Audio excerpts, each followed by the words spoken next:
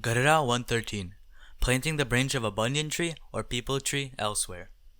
On the night of Māgshar Vadi 1, Samvat, 1876, the 2nd of December, 1819, Shriji Mahārāj was sitting on a large decorated cot placed on the platform beneath the neem tree near the mandir of Shri Vāsudevnārāyan in Dādā Khāchar's darbār in Gadhada.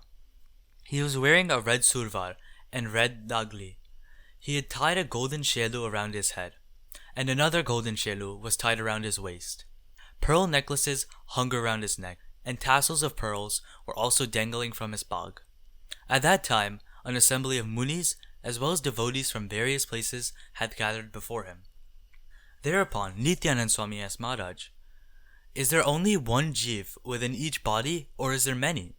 If you say there is only one, when the branches of the banyan, pipal, or other trees are cut and planted elsewhere, exactly the same type of tree grows there as well. Has a jiva been dissected into two, or has another jiva entered the new tree? If you say that it is the same jiva, then how is the jiva, which is whole and indivisible, been cut?" Hearing this, Shriji Mahārāj said, "Here I shall answer the question. Purush and Prakriti are the instruments of Sri Krishna Bhagwan. He is the cause of the creation, sustenance, and dissolution of the cosmos. Through his two instruments of Purush and Prakriti, he assumed the form of Virat, and during the first Brahmakalp, from his body, the form of Virat, God gave all beings from Brahma to the smallest blade of grass their respective bodies.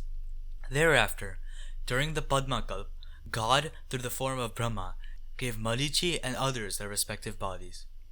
Then, through Kashyap and Daksha, he gave the deities, demons, humans, animals, and all other mobile and immobile forms their bodies.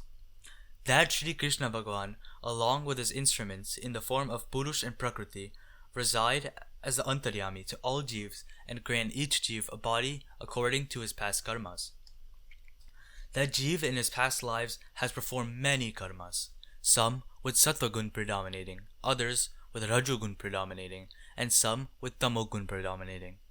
As a consequence of those karmas, God grants that jiva a body of the Udbij category, or a body of Jarayuj category, or a body of Svedaj category, or a body of Andaj category.